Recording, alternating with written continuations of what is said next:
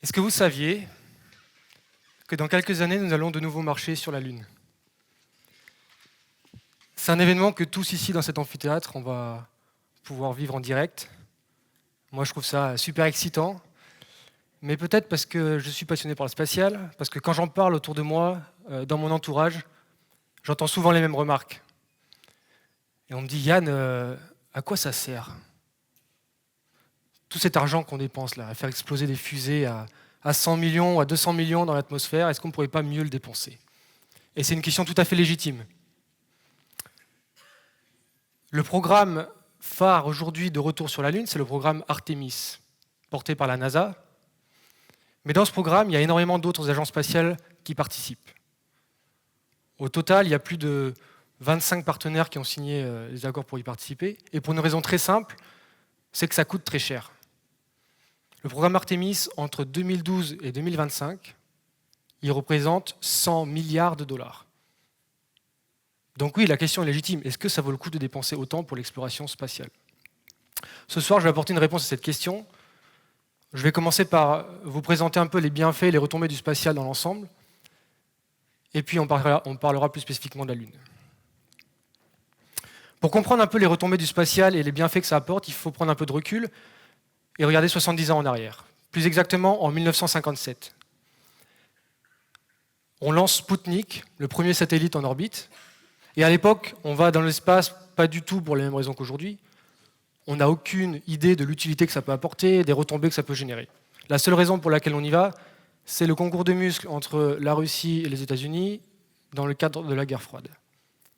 Et pourtant, 70 ans après, l'espace est devenu une économie à part entière qui représente 350 milliards de dollars par an dans le monde. C'est une industrie qui emploie 1 million de personnes. Alors ça paraît énorme quand je dis 350 milliards, mais encore une fois, prenons un peu de perspective, c'est moins que l'industrie des smartphones, qui représente 500 milliards par an. Et c'est 12 fois moins que l'industrie de l'automobile. Donc on dépense dans le spatial, mais on ne dépense pas tant que ça. Et avec ce qu'on dépense, on en a pour notre argent largement. À commencer par tout ce que nous apportent nos satellites. Si on peut m'aider pour le slide, yes. Les satellites nous aident à mieux nous nourrir. Prenez un agriculteur qui a besoin d'irriguer et de mettre de l'engrais dans ses champs. Aujourd'hui, grâce aux images satellites, on est capable de construire, on a construit des applis mobiles qui permettent à l'agriculteur d'avoir une cartographie de ses parcelles une par une et de savoir, grâce aux paramètres géophysiques qu'on a mesurés, lesquels doivent être irrigués, lesquels doivent recevoir de l'engrais et lesquels n'ont pas besoin d'en recevoir. Donc ça lui permet de faire des économies d'eau, des économies d'engrais, et en plus c'est bon pour l'environnement. Une fois qu'il sait où mettre de l'eau et de l'engrais, il peut programmer ses machines et ses tracteurs pour aller faire de l'épandage de façon autonome, sans même avoir besoin lui-même de les conduire, grâce aux satellites de géolocalisation. L'espace nous permet aussi de sauver des vies. Imaginez les forces de sécurité civile comme les pompiers. Aujourd'hui, tous les ans, on a des épisodes de canicule de plus en plus forts et on a des ressources qui sont en tension de la part des forces de sécurité civile. On ne peut pas être partout à la fois avec les camions et les hommes.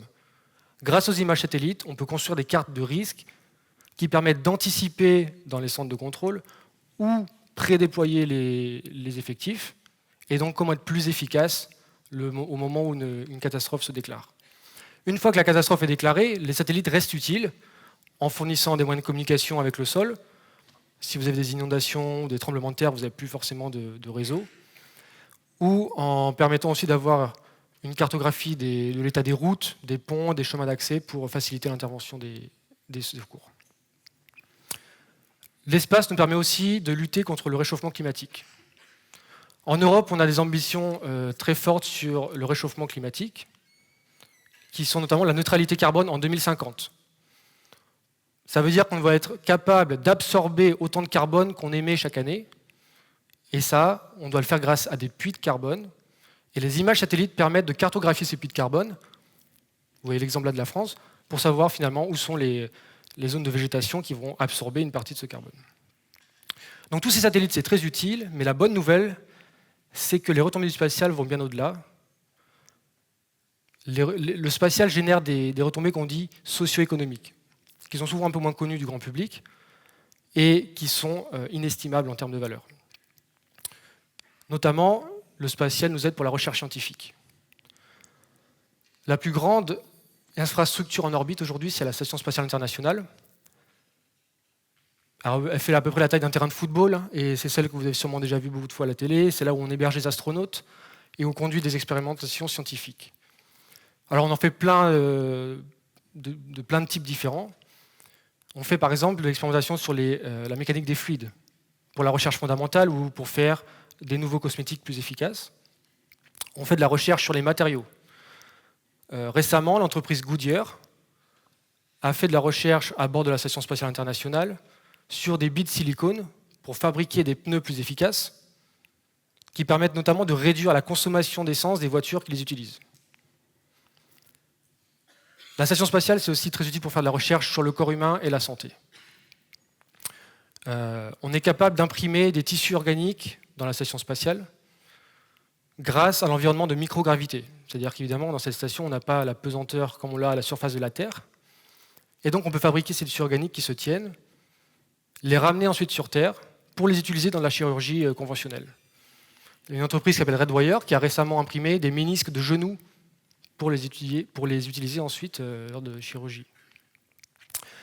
L'industrie pharmaceutique a besoin de comprendre la structure des protéines pour fabriquer des médicaments et différentes solutions. Et en microgravité, on peut faire croître des cristaux dans lesquels on analyse la structure des protéines de bien meilleure qualité, encore une fois grâce à cette microgravité. Le spatial, c'est aussi très connu pour l'inspiration que ça génère. Vous avez peut-être reconnu sur cette image Thomas Pesquet, que tout le monde connaît aujourd'hui en France, et qui a eu un énorme impact médiatique, et notamment qui a amené le spatial pour le démocratiser vers les enfants, vers les élèves, vers les étudiants. Et ça permet d'inspirer des nouvelles générations qui vont devenir les prochains scientifiques, les prochains ingénieurs, développeurs, et tout l'écosystème de métiers nécessaires autour, en leur montrant dès le plus jeune âge ce que le spatial, ça représente, et donc leur donner envie. Il y a une forte dimension inspiration. Le spatial, ça permet aussi d'entretenir les relations diplomatiques. L'ISS, donc la Station spatiale internationale, est un très bon exemple. Elle a été développée dans les années 90, juste après la guerre froide. Et les deux piliers de cette Station spatiale internationale, ce sont la Russie et les États-Unis. Ils ont eu besoin de coopérer ensemble pour développer l'infrastructure et pour l'opérer depuis cet âge. Aujourd'hui, on a vu donc l'impact de la guerre en Ukraine, refroidissement des relations diplomatiques. Et dans la Station spatiale internationale, on a maintenu cette communication entre la Russie et les États-Unis pour le bien-être des astronautes et pour pouvoir continuer de faire fonctionner cette infrastructure. Donc ça maintient des relations diplomatiques. Ça permet également de gagner en souveraineté pour les pays. Ça offre énormément d'infrastructures stratégiques qui permettent d'être moins dépendants d'autres pays et de peser davantage dans les discussions géopolitiques. L'Europe a développé récemment une constellation qui s'appelle Galileo, qui est grosso modo le GPS européen, un peu amélioré, et donc qui permet de ne plus être dépendant du GPS américain si jamais un jour il y a des problèmes. On a également développé des infrastructures de communication sécurisées, d'observation sécurisée et d'observation de l'espace. Donc ça permet à l'Europe d'avoir un plus gros poids dans les discussions et les enjeux géostratégiques. Donc le spatial, c'est des services satellites dans tous les sens. C'est la recherche scientifique, de l'inspiration des nouvelles générations, des relations diplomatiques, de la coopération internationale et des enjeux géostratégiques. Tout ça, alors que si on repense à Sputnik il y a 70 ans, on n'avait aucune idée de ce que ça pourrait nous apporter. Donc ça c'est pour le spatial qu'on connaît. Quid de la Lune ? Est-ce qu'aujourd'hui, ça vaut le coup de continuer d'investir dans l'exploration lunaire maintenant qu'on a déjà fait tout ça ? La réponse est oui. On a déjà aujourd'hui récolté une partie des bénéfices de cette exploration lunaire, et la bonne nouvelle, c'est qu'on n'en est qu'au début et que c'est encore plus prometteur que tout ce qu'on a vu jusqu'à maintenant dans le spatial. Pour comprendre un peu comment ça se passe sur la Lune, il faut déjà comprendre ce qu'on va y faire. La Lune est beaucoup plus loin, évidemment, que nos satellites. Elle est à 360 000 km de la Terre. Donc, on va devoir y aller par étapes. On va commencer par construire une station orbitale qui s'appelle le Gateway, qui va être un peu finalement la station spatiale de la Lune, à bord de laquelle on va pouvoir héberger les astronautes, mener des expérimentations scientifiques et faire de l'approvisionnement en cargo.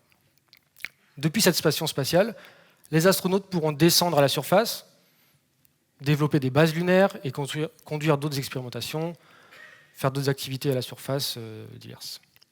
Et puis autour de ça, on aura besoin d'un écosystème de services, des satellites de communication pour rester en contact avec la Terre, des satellites de géolocalisation pour organiser les déplacements à la surface. On aura besoin d'énergie qu'on va devoir produire sur la Lune, et on va avoir accès à des ressources. Tout ça, ça va stimuler des entreprises privées qui vont travailler main dans la main avec les agences spatiales pour permettre à l'écosystème d'exister. Donc la Lune, qu'est-ce que ça nous apporte avec tout ça? Eh bien, la première chose, c'est que ça nous apporte une réponse à d'où on vient. La Lune, elle s'est formée en même temps que la Terre, il y a 4,5 milliards d'années. Vous imaginez un cataclysme avec un météore de la taille d'une petite planète qui heurte la Terre, qui arrache une partie de la matière et qui va commencer à orbiter, puis se réagréger et former notre Lune. Donc, comprendre la géologie de la Lune aujourd'hui, c'est comprendre comment notre propre planète s'est formée, et c'est comprendre d'où on vient. C'est comprendre notre système solaire, mais c'est aussi comprendre le cosmos, puisque la Lune permet d'observer avec plus de précision et de bien meilleure qualité le cosmos. On n'a pas d'atmosphère à la surface de la Lune, ça permet d'avoir des télescopes qui sont plus efficaces. Récemment, l'agence spatiale japonaise a lancé une mission qui s'appelle CRISM, qui est un télescope à rayons X, qui vont venir poser à la surface de la Lune pour faire ces observations et donc contribuer à la connaissance scientifique. La recherche scientifique, mais également l'inspiration. Là, je pense qu'il n'y a pas de débat. On voit l'impact qu'ont eu les premières activités sur la Lune sur notre société. Tout le monde connaît le nom de Armstrong, en 1969. Certains d'entre vous connaissent sûrement l'émission Apollo.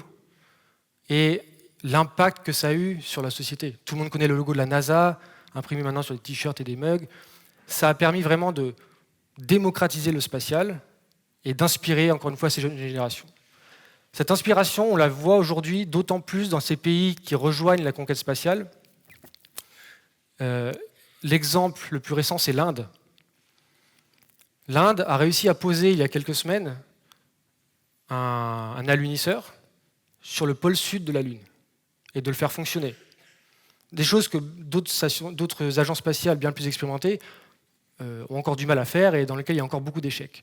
Ce succès, il est retentissant pour l'Inde, évidemment, et vous imaginez l'impact médiatique sur les écoliers, sur les étudiants qui vivent ça et qui se disent « moi aussi j'ai envie de participer à ça parce que mon pays est capable de le faire ».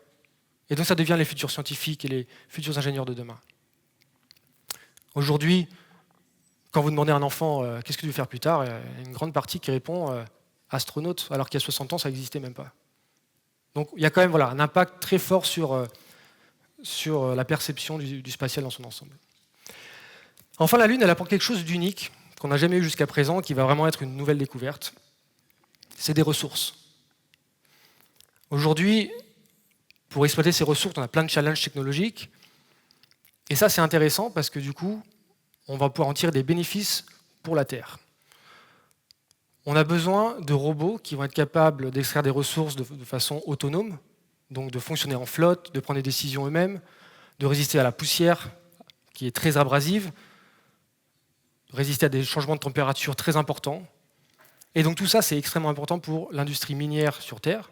Et donc ce sont ces entreprises qui aujourd'hui développent ces technologies, financent cette recherche pour que ça arrive sur la Lune. Un deuxième aspect très intéressant, c'est que sur la Lune, il y a des métaux rares, des métaux du groupe platine, qui sont indispensables dans nos sociétés pour fabriquer de l'électronique et faire de la chimie en très grand volume. Et ces métaux rares, ils portent bien leur nom, ils sont très difficiles à avoir sur Terre. Ils sont disponibles notamment en Afrique du Sud et en Chine uniquement. Et donc, il y a déjà des problèmes d'approvisionnement, et on s'attend à ce que ça empire dans les prochaines années, alors que la demande ne cesse d'augmenter et que les ressources, elles, sont très limitées. Ces métaux, ils sont en concentration bien plus élevée sur la Lune qui pourrait donc apporter une solution et éviter une escalade des tensions géopolitiques autour de ça. Donc la Lune, elle nous permet d'avoir de la recherche scientifique, une réponse à des questions métaphysiques presque. Elle nous permet d'inspirer l'humanité dans son ensemble. Elle nous permet de stimuler un écosystème privé. Et elle nous permet d'éviter peut-être certains conflits géopolitiques. Et ça, on le voit alors qu'on a simplement posé quelques robots de la taille d'une poubelle à une smart depuis qu'on y allait. Donc ça laisse présager de l'immensité du potentiel qui s'offre à nous dans le futur si on continue d'explorer. Donc la réponse, elle est oui. Ça vaut le coup de continuer d'investir dans l'exploration lunaire. Ça vaut le coup de continuer de dépenser de l'argent pour aller voir ce qui s'y passe. À notre époque où tous ces investissements ils sont souvent sujets à des questions éthiques et à juste titre, je pense qu'il est quand même important, plus que jamais, de continuer de valoriser les projets qui nous font grandir en tant qu'humanité, les projets qui nous tirent vers l'avant.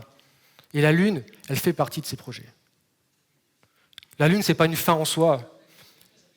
Et on a d'autres horizons qu'on va continuer à explorer, à commencer par Mars. Et la Lune aura un rôle à jouer dans cette exploration, en servant de base avancée, en permettant de fournir du carburant pour les fusées, par exemple. Donc aujourd'hui, on a tout à gagner à rester curieux de ce que la Lune va nous apporter dans les 10, 20, 50, 100 prochaines années. On a tout à gagner à garder un peu la tête dans les nuages. Merci.